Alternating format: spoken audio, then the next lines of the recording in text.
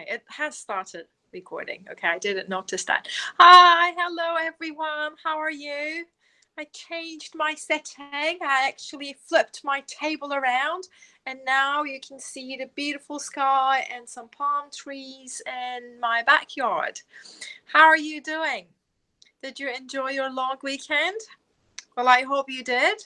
I really enjoyed it. I saw some friends, socialized, and had some shopping. Yeah, it was a good weekend.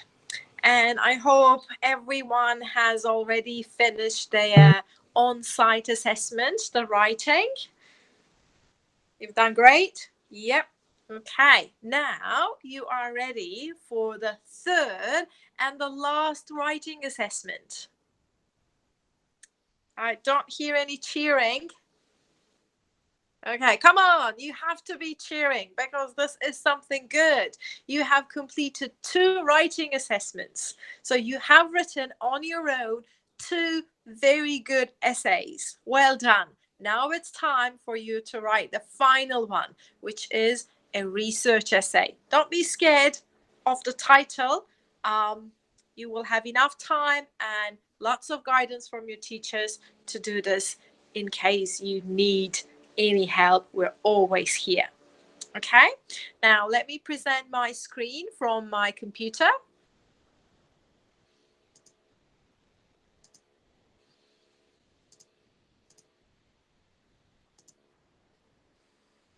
Okay, so you must be seeing the screen right now. Okay, I'll be looking at not the camera but the screen and talking to you about the online assessment. This will be again done online. It is event 3. It's a New Zealand qualifications unit standard 22720. Okay, the title is write a crafted text for a specific audience using researched material in English for an academic purpose. Okay, the key words here are specific audience and researched material, because this is going to be your first time researching on your own for the essay. Again, I will go through the instructions, the evidence requirements, the writing plan, some tips, and what to do next. Okay, and not with me, but with your teachers, with your Kayako, you can always have question and answer sessions in your meet lessons in the upcoming weeks, because you will have 2 weeks to complete this task. Lots of time. Okay, instructions. As usual, this assessment will be done online. Declarations forms, you already submitted that. In this session, I will tell you how this assessment should be done. The topic is based on the materials you have studied in the past. In this assessment, you can use monolingual or bilingual dictionaries, and this assessment will be available for 2 weeks. Good news. You need to submit this assessment by the end of week 16. Okay, so if you're a Monday to Wednesday class, you have to submit this on the, let me check my calendar. Right now it is week 14, 15, 16, on the 17th of June. If your class is a Wednesday to Friday class, you will need to submit that on the 19th of June. Okay, these are the last days that you can submit that. Of course, by all means, if you start working on this weekend and finish it early, you can always submit that too. Okay, and this assessment again will be available in your online classroom. The evidence requirements. For the essay structure, it's more or less the same with the previous ones. So first, writing addresses and develops topic in a manner appropriate to the audience and the academic purposes. Again, keywords here are the audience and the academic purpose. We're going to talk about that in a minute. Ideas are developed and display a broad knowledge base. So broad knowledge base means that you did your research. You just didn't just go to Wikipedia and copied and pasted everything, but you did a thorough research. Okay, you have to show us that. 1.3 text structure has clear overall progression, paragraphing, use some effective cohesives, and etc. Okay. 1.4 formal style, of course. you're in an academic class, and also write an appropriate grammatical features and a variety of sentence structures. Remember, you are going to finish this level soon, so you have to show us that your English is up to the standards in terms of sentence structure as well. 1.5, writing makes consistent use of appropriate lexical and grammatical forms. Again, lexis means your vocabulary, but if you do your research, that will be easy to accomplish, right? More evidence requirements about the research. So 1.6 is writing integrate source materials. Do you know the meaning of integrate? So integrate something is there is something already and you integrate them together. Okay, so you have to have your own ideas, your own sentences, and from the research material, you can integrate facts, examples, ideas together. So it is not just you do your research, copy and paste everything that you researched or summarized everything. You have to have your own ideas, your own essay, and then integrate the source material. Okay? You need to, of course, do this by direct quotation, paraphrasing. You can have short summaries. You can have interpretation, so you can comment on the facts that you have found, synthesis, and informed judgment. Of course, judgment means your own opinion. Okay. 1.7 is source material is acknowledged. So when you do your research, you read ideas, you get facts, you get examples from somewhere else. They are not your work. So what you need to do is you need to cite always, every time that you use something, okay? And it is not just limited to in-text citation. Okay, and a reference list, you need to use phrases like according to an article, or the New York Times state that, okay, or something like that. So you need to have the phrases, the language there as well. Okay, anyhow, let's recap what we have done so far in this term, okay, in terms of teaching you how to write a good essay. Believe me, you are there because you have already completed the learning progression. So what happened was, event 1, writing, remember the 1081? It was an essay, 500 words, not very long. I know that 500 words might sound longer, but you have done it, so you know now that it's not that long, okay? We provided the articles, so you didn't have to do any research. We gave you the articles. And the evidence requirement in event 1 did not include referencing. So we didn't ask you to properly cite or do the reference. You just got the ideas and then integrated them to your essay. Okay, that was event 1. We have done that. Event 2, which you have just completed, again, we gave you the articles. You got the ideas and you integrated them to your essay. But this time, evidence requirement included referencing and in-text citation. Okay, but we, again, provided the reference list in the exam paper itself, so you didn't have to write down. And it's, to be honest, in 2 hours time in an exam condition, it's very difficult to write a proper reference list. So we provided the reference list. You just needed to provide in-text citation, just like in brackets, the surname and the year. I gave an example here. August is my surname, 2020. Okay, so that's the only thing that the bare minimum. You could, of course, do more, but that was the bare minimum. Okay, now for this event, event 3, the research essay, you are going to do the research. That means that you will find the articles. That means that you need to give us proper reference list.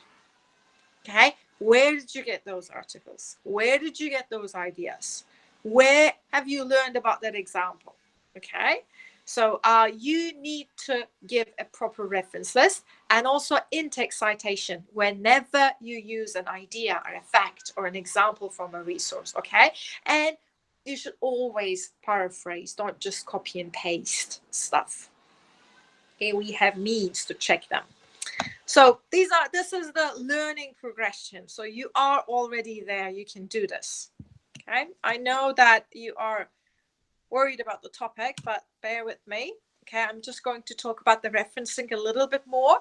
In-text citation, remember, is wherever you use an idea, example, fact from a resource, in your paragraph, in your essay, you're going to do that. So that's number one. Number two is there should be a reference list at the end, okay? But not just a list of websites or the links, okay? It has to be somehow like this.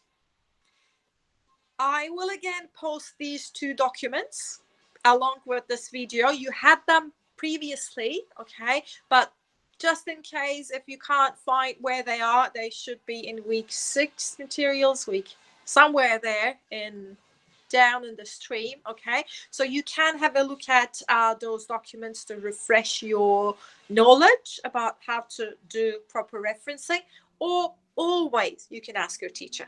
Always you can show your teacher your referencing before you submit, okay? And then they can say, or I can say, if you're my student, I can say, good, that is a proper reference list. Or I can just say, oh, you need to work on it a little bit more, you need to make it a proper format, these are just lists, etc. Okay, always talk to your teachers because we are here to help you. Okay, anyways, let's get to the point. Let's look at the topic.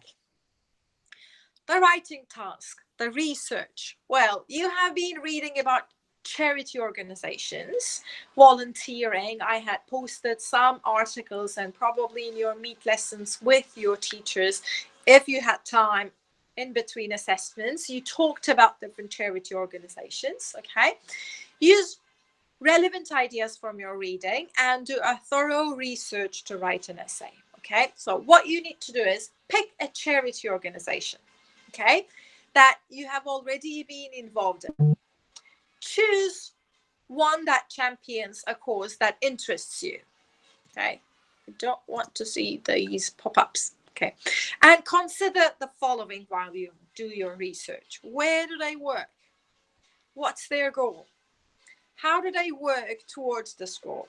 Let's say UNICEF is helping kids all around the world. Their goal is to help kids, to save kids from poverty, or sometimes they educate kids, sometimes they educate mothers, etc. They have, I don't know, like maybe thousands of different programs. UNICEF is a very, very big one. What was it called according to the article?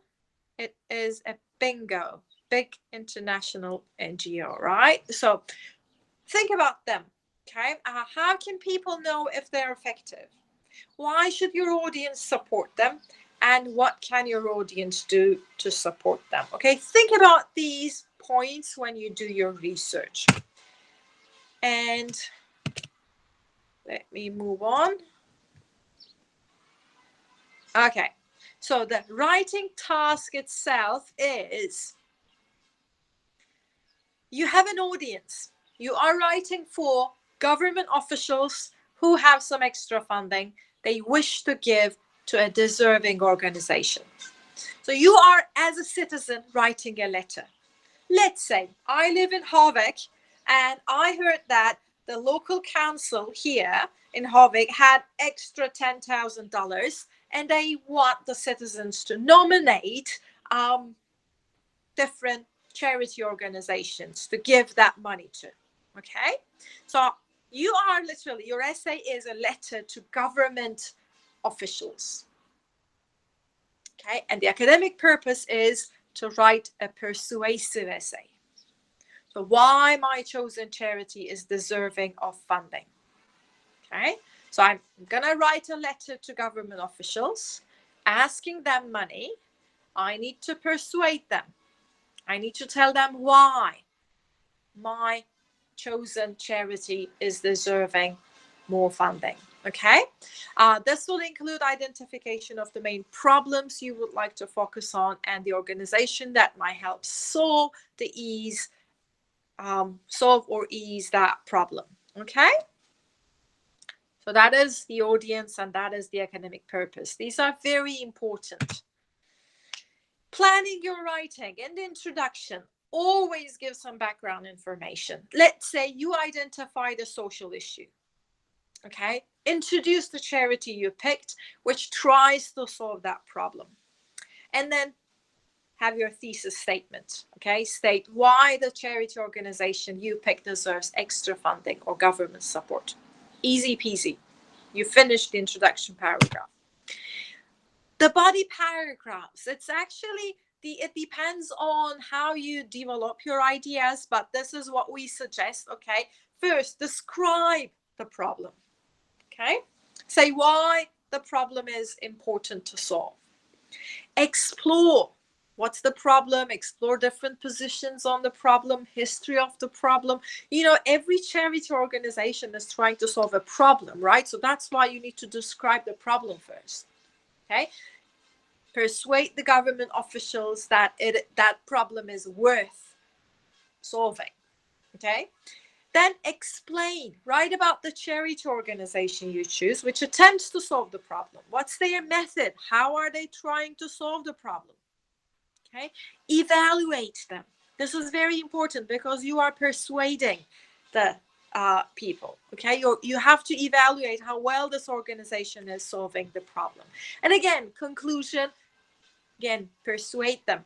Conclude with your personal response or plea to the audience. Tell them, please, please give that money to the organization that I chose. Okay, so this is the organization pattern that we suggest that you follow. Tips before you start writing. First of all, read the task carefully.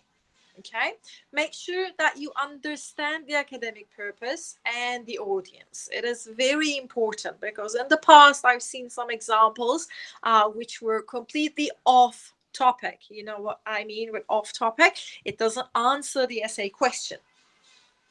Okay, research thoroughly, not just from Wikipedia or their own website, because that would be very subjective, their own website. They would just tell, oh, we do these great things, give us money. But remember, your task is to persuade the audience. So try to find good examples from news, from different articles, different resources, okay? Remember the article NGOs, so they really work. Your audience might have prejudice against helping them. Okay, so try to clear up or resolve any possible doubt in your audience's mind. Okay, so for example, I'm telling you, the audience is local government agencies. So if I tell them to help UNICEF, which is a very big organization, they would just say, why would I give money to UNICEF? Yes, it's a good organization, but what do they do here in New Zealand? Okay, so try to find local resources, try to find recent examples to persuade your audience. Okay, and remember, this is not a descriptive essay. So you're not just describing what UNICEF is, what they do and why they do it and how they work, and then that's it. Okay, that will be just summarizing their website. So this is not the essay that we're looking for, okay? We're looking for a persuasive essay where you ask money from your audience. Always remember that and plan before writing, okay? Remember the evidence requirements. Use a good dictionary before you submit your work. Review what you did. And remember, this assessment will be available for 2 weeks, but start working on it now, probably this weekend. Try to do some reading, try to do some research, take some notes, okay? Think about it, talk to your friends or family members. Don't leave it to the last minute. Okay. So what to do next? Go back to your online classroom. You will see the event 3 writing. Okay, type your name, type your tutor's name, and etc. Read and try to plan your writing. Start researching and confirm your topic with your kayaker. So if you decide to write about, again, my example was UNICEF. Maybe your teacher would say, this is a very big bingo. Why not try to find a local one? Okay, there are hundreds of really good charity organizations here in New Zealand. Try to find one of them. Try to find something which makes sense to you as well, personally, okay? And make sure this is your own work. Your family members or friends are not allowed to help you apart from just talking with them and getting ideas, okay? This is a thinking process and the planning. They're not allowed to write it for you. Finish your writing, review your writing, the number of words, 800 words minimum. Don't make it 2,000 words, okay? We're going to read them. Don't make it that long. 800, maybe 900 something, not 750. Minimum 800, okay? Write in paragraphs, skip a line after each paragraph, use connectives, check your grammar and etc. And once you are 100% sure your writing is finished, turn that in. Okay, you will be given some general feedback and also be informed if you need to resubmit this essay. Okay, thank you and good luck. Let me show you what I have. Okay, I have one more thing for you. So these are the materials that I will be posting today with those videos.